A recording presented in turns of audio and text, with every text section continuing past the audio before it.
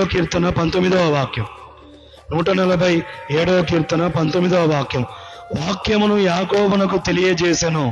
దేవుడు వాక్యమును యాకోబునకు తెలియజేసెను. చాలా మందికి వాక్యం తెలియడం లేదు.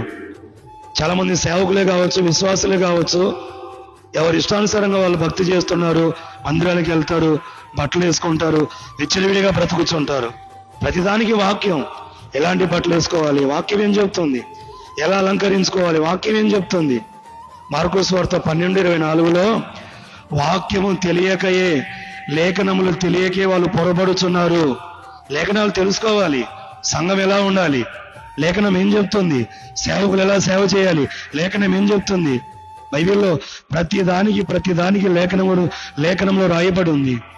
ఈ రోజుల్లో చాలా మంది సంఘం ఎలా ఉండాలో తెలియదు, సేవకులు ఎలా సేవ చేయాలో తెలియదు. స్వార్థాలు ఎందుకండి? ఆ సంఘం ఈ